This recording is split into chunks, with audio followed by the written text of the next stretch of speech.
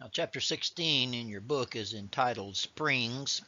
I've thrown in circuits. You'll see why shortly. So let's first investigate the spring system.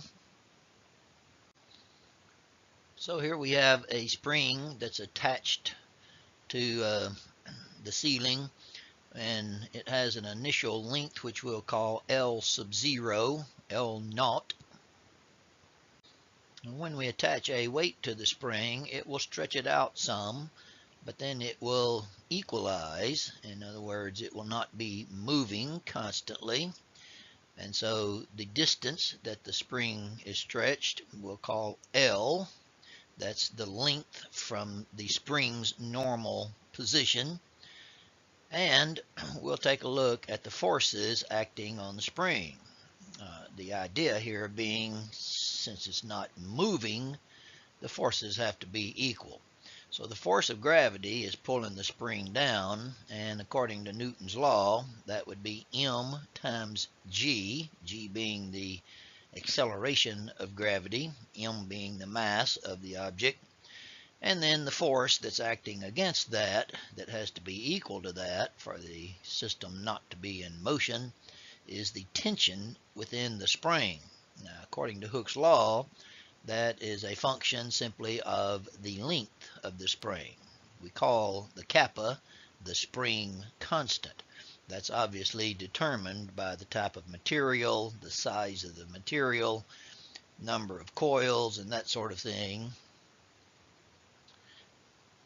And so we know that m times g is equal to kappa times L. So now we're going to apply an external force to the system.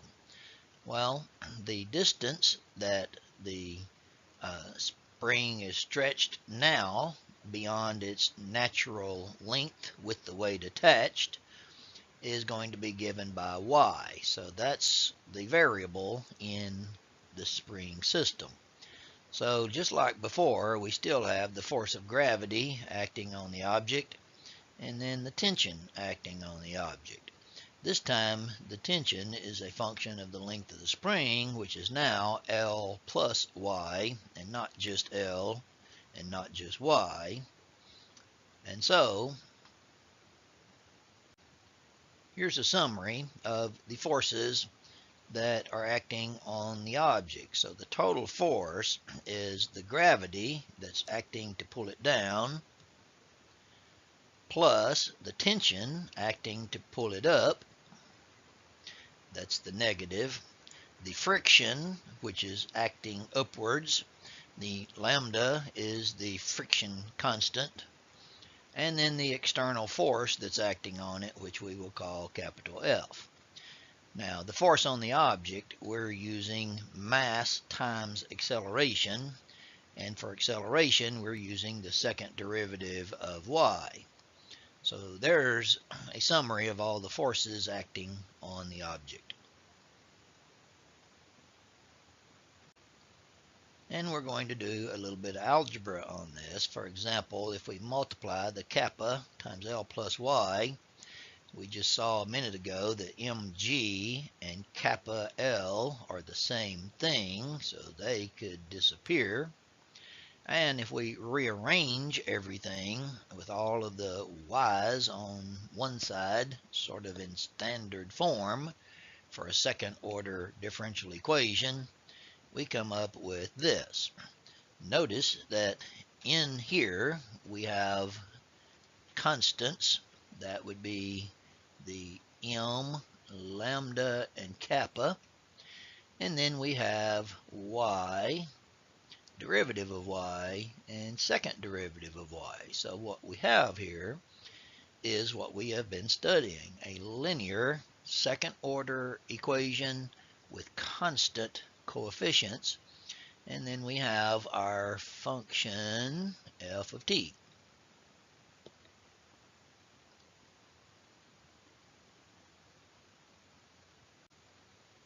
So now we're going to take a look at electrical circuits. Now we have charges flowing through an electrical circuit, and that's measured in coulombs, and it's a function of time. So we'll use Q for the quantity of charge, and the rate at which the charges flow is called the current. Now, you've probably heard some of these words, or will hear some of these words in your electronics classes. So the amps measures the current, and that's measured in coulombs per second, and we use a lowercase I for the current. Now we call the thing generating the surplus of electrons an electromotive force, EMF, sometimes called a battery. However, we measure that in volts, and it's a function of time also. Now there's two situations for this. If the voltage is some constant, then we have what we call direct current. However, if the voltage oscillates, as in sine or cosine, we'll just use the sine function, then we have an alternating current. So we're going to take a look at a simple electrical circuit that has a resistance R, capacitance C, inductance L, and EMF V. Here's the units we typically measure that in. The symbol for resistance or resistor, as you see here, is a sharp squiggly line, and it measures the voltage drop, and it's proportional to the current. And so we have some constant of proportionality, which we refer to as capital R. But again, it's proportional to the current. So we have R times I. Here in a capacitor, the voltage drop is proportional to the charge, not the current. And so we have the constant of proportionality, which we use 1 over C for that, times Q, which is the charge. And then the inductance is the springy looking symbol, and it's proportional to the change in current, not the current, but the change in current. So the constant of proportionality, L, the thing that we measure inductance in, times the change in current, and then voltage is simply the constant that's given. Now, if you take an electronics class, you'll study more about Kirchhoff's law, but it's simply saying that you don't lose current. If you've got current flowing through a system, if there comes a junction where there's different paths for the current to follow, then all the current coming out has to equal all the current coming in. You don't lose current. So what you see here is the symbol for what's known as an LRC circuit. And so as we go around here, we'll notice that in going from A to B, the voltage drop from A to B, well, that's an inductor. So the voltage drop is proportional to the change in current across the inductor. So that's L di dt. And if we go from B to D, then the voltage drop across that resistor is proportional to the current itself, R being the constant of proportionality. And if we go from D to F through the capacitor, the voltage drop there is proportional to the charge.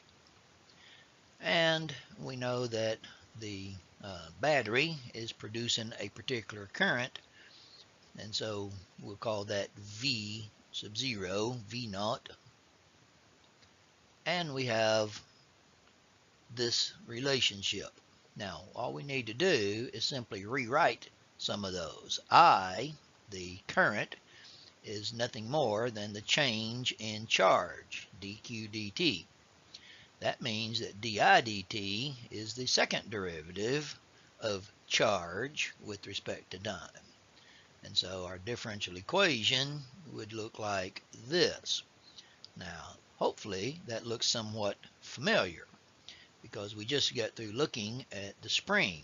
And so here we have three constants.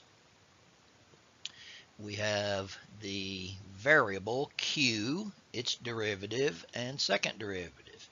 So just like with the springs, we have a second order differential equation that's linear with constant coefficients, the type of thing that we studied recently as far as solving.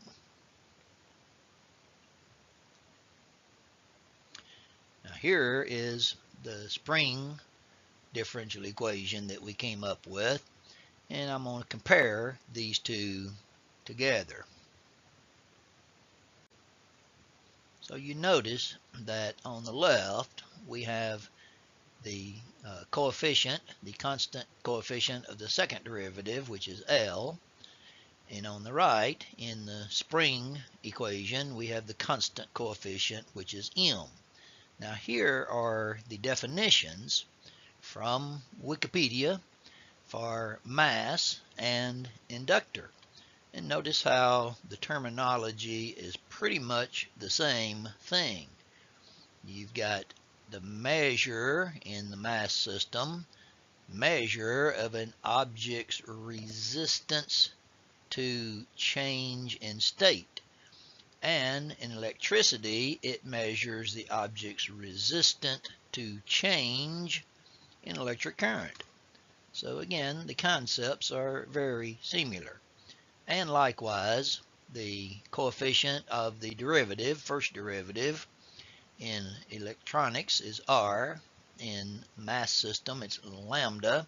Well, that's the friction in the mass system.